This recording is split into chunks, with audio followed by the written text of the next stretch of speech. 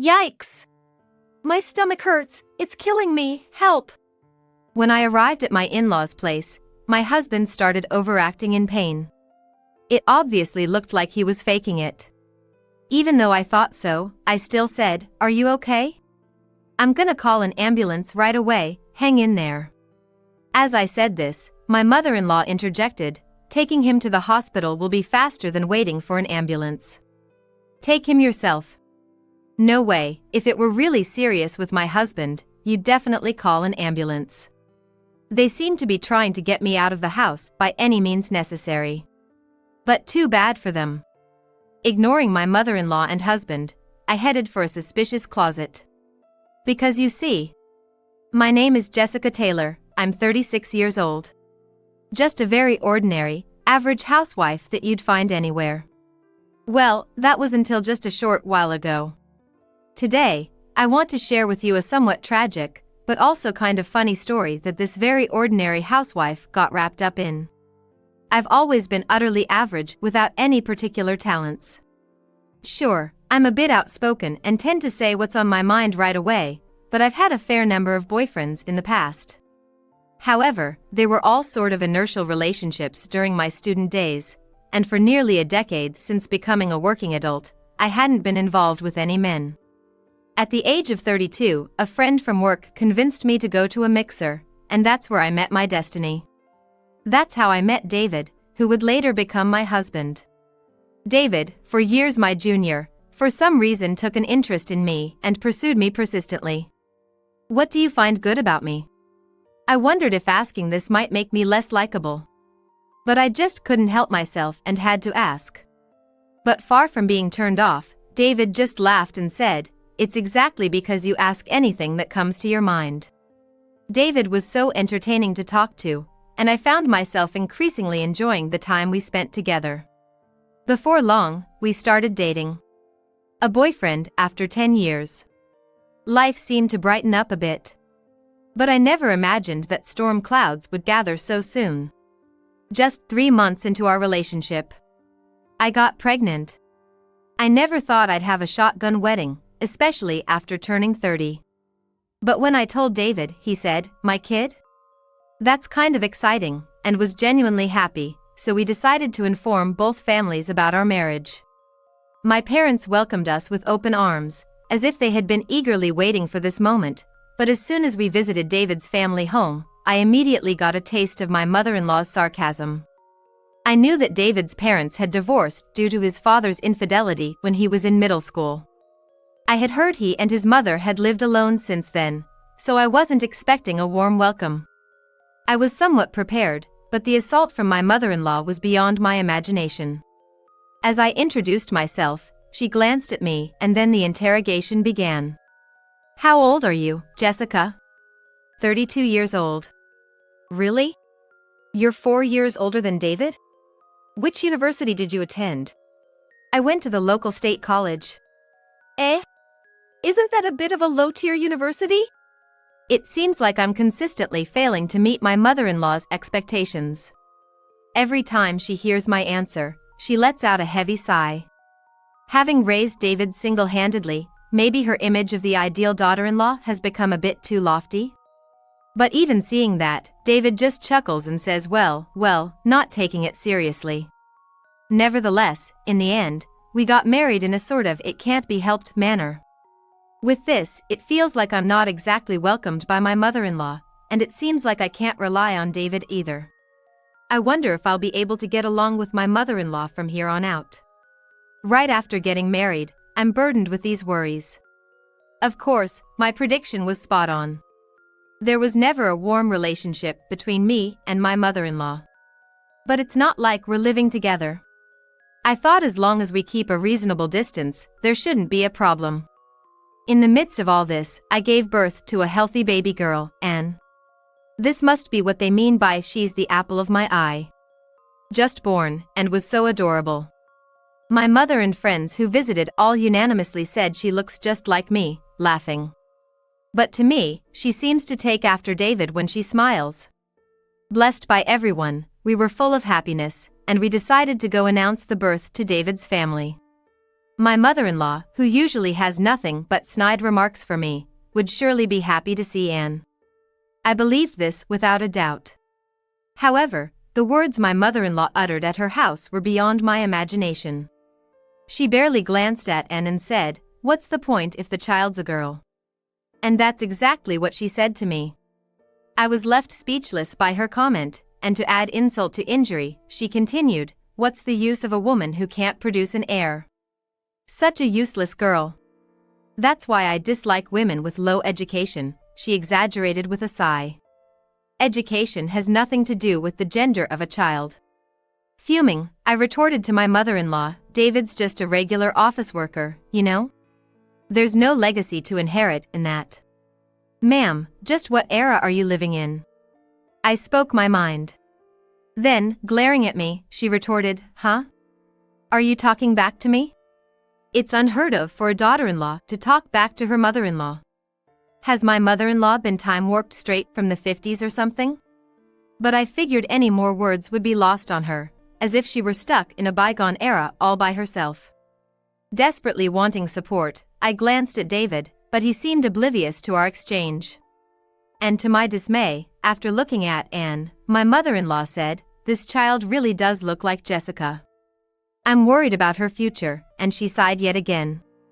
If she looked like David, even being a girl, she might have had a chance, but with that face.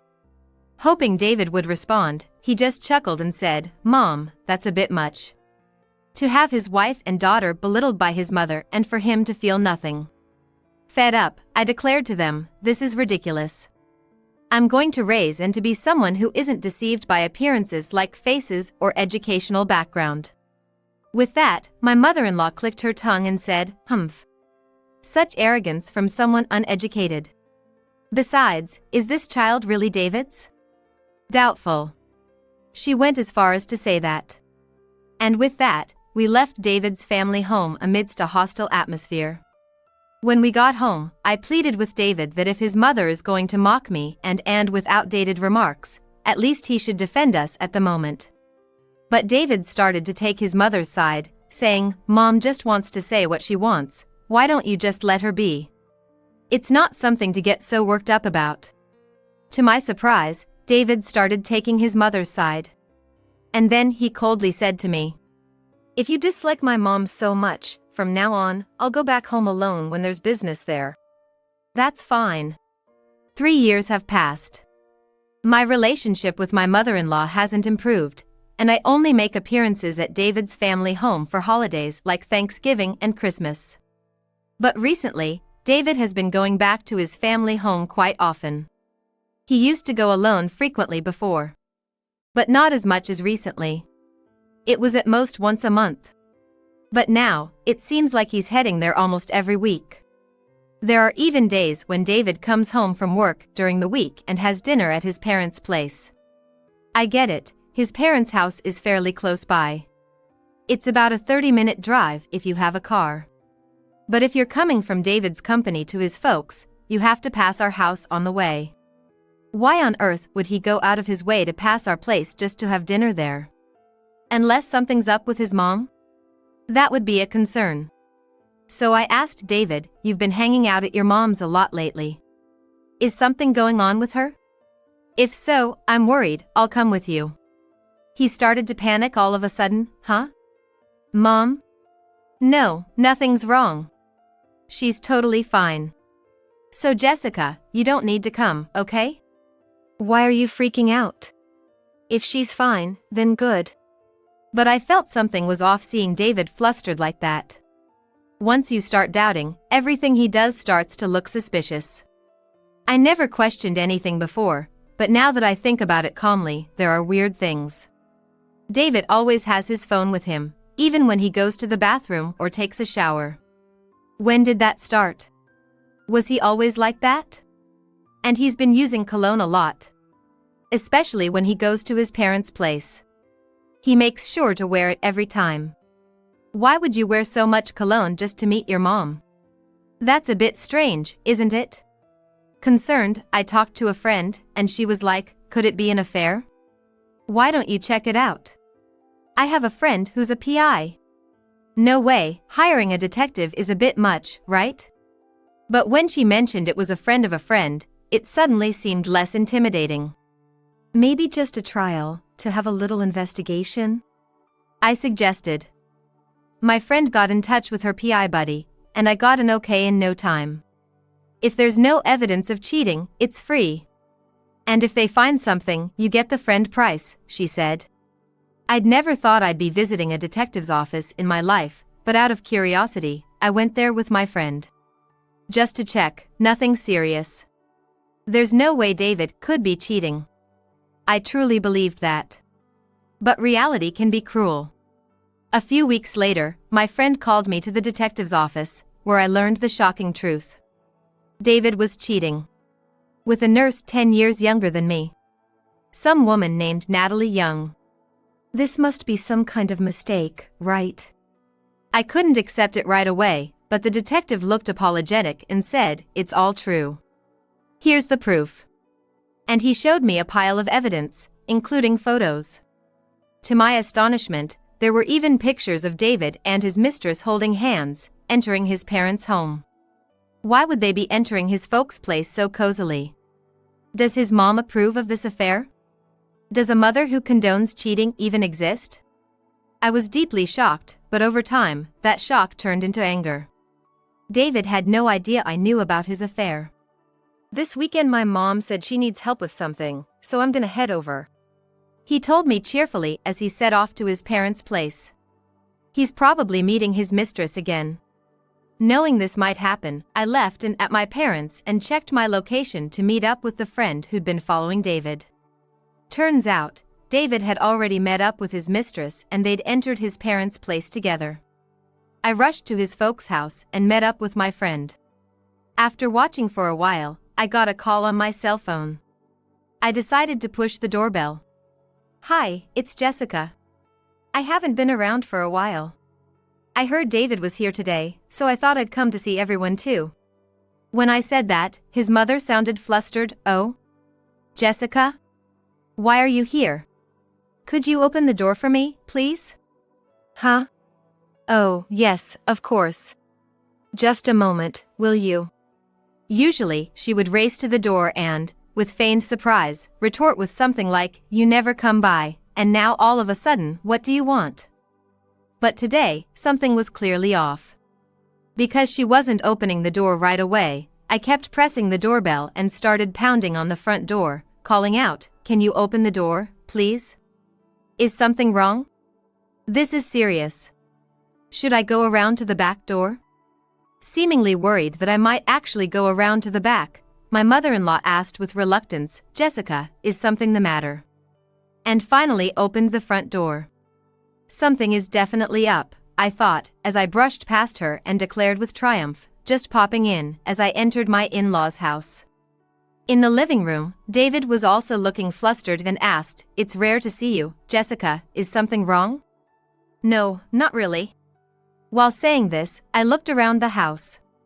Then, I noticed a pair of women's earrings I had never seen before lying in front of the closet. Without hesitation, I made my way toward the closet when suddenly David cried out, ouch, ouch, ouch, this is bad, my stomach hurts, it's agonizing, help me." And he started to curl up on the floor in pain. Come on, it has to be an act. And then, my mother-in-law exaggeratedly exclaimed, "What? David, are you all right? I knew you weren't feeling well." Turning to me, she continued, "Jessica, David has been having stomach issues for a while now. We should take him to the hospital." Oh, that's news to me. Thinking this to myself, but finding the situation slightly amusing, I decided to play along with their charade. "Really? Is he okay?" I joined in, feigning concern. "Just hang on. I'll call an ambulance right away." At this, both mother-in-law and David exclaimed in unison, "An ambulance." Like mother, like son. They were quite the duo. I had to struggle not to burst out laughing. But the two of them were too preoccupied to notice my reaction. "We can't wait for an ambulance. Jessica, you must rush David to the hospital." "No. If it's really an emergency, we should actually call an ambulance." She probably didn't even realize what she was saying. She just wanted me out of the house, that's all it was. Unable to contain my laughter, I ignored them and, as I opened the closet, said, maybe we should get a nurse to check on him first? Oh, but wait, if it's orthopedics, that's a different specialty, isn't it? As I spoke, a woman emerged from the closet with a smile. That's true. Maybe I should take a look first. David's mistress, Summer, showed up. Taking Summer by the hand, I said, sorry to keep you cramped up in there. To which Summer replied with a smile, oh no, not at all, I'm fine. My mother-in-law, witnessing all this, murmured with an expression as if the world had ended, why? The thing is, I had received a report from a private investigator suggesting that Summer might not be aware that what she was engaged in was an affair. So, I had approached her beforehand. Indeed, as the detective guessed, Summer believed that David was a divorced single man. At first, Summer was disturbed and flustered, but when I told her that I was thinking of taking revenge, she offered to help. Looking at David and his mother now, they were both hanging their heads in shame. Slamming the investigation report I had received from the detective on the table in front of them, I demanded, care to explain this? The two of them remained silent, offering no explanation. Then, Summer spoke up, allow me to explain. According to her, my mother-in-law was the one who had orchestrated the meeting between her and David. At the beginning of the year, my mother-in-law had sprained her ankle and had been visiting the orthopedic clinic where Summer worked. She had taken a liking to Summer, a young and pretty nurse, and had introduced her to her son, David. At first, Summer was hesitant, but her mother-in-law insisted, telling her that David's previous wife had betrayed him and run off with another man. She said David was deeply hurt, a story Summer had been told. Because the mother-in-law was so persistent, and her colleagues at the nursing station also said, he's had it rough, just meet him once, Summer was persuaded to meet David. But once Summer met David, she found his stories interesting, and as they went out for meals several times, she began to want to support this once married, wounded man, and their relationship developed from there. Summer turned to me and said, as I told you the other day, I'm truly sorry. I'll pay the alimony. I'll do anything. She apologized like that. But it wasn't Summer I wanted an apology from. I told Summer, thank you for your cooperation. And then, I confronted the mother-in-law and David again, so, is this story true? It's about time you started talking for yourself. Then David finally said, my mom forced me into this. Well, I am a man, and, you know, Summer is young and cute, right? But I never intended to betray you, Jessica. Really? Mom said she'd make sure you wouldn't find out. When will this guy stop blaming his mom and running away?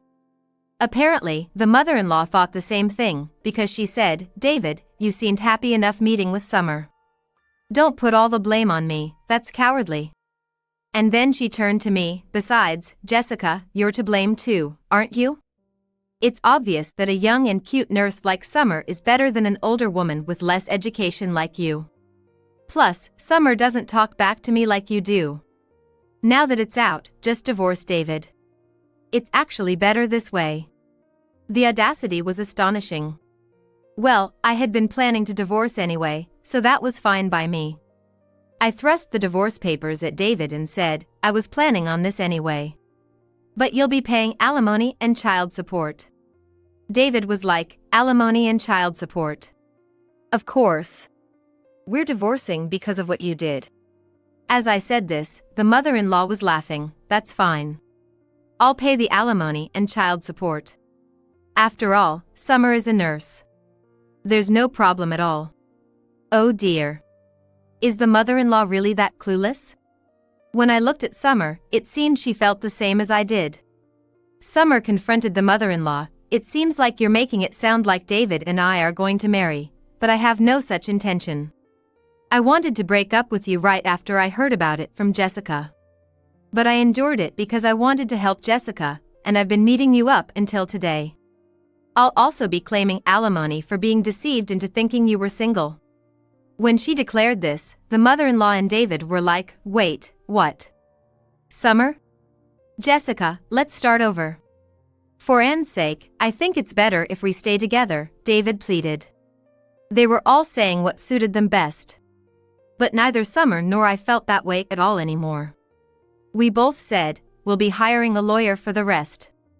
Please don't contact us ever again. And with that, we left the in-laws' house on good terms. Later, it seemed that the actions of the mother-in-law and David had spread throughout the neighborhood. It turned out that Summer had been telling her fellow nurses about the ordeal, and the story had quickly spread. Ostracized by the community, the two sold the family home and moved away. They paid me a lump sum for alimony and child support, and Summer's alimony as well, and after depleting their savings, it's anyone's guess how they're living off the money from the sale of the house. Well, it's none of my business anymore. As for me, I hit it off with Summer afterward. We have to make sure not to be fooled by weird guys again. Laughing, we've been deepening our friendship as women.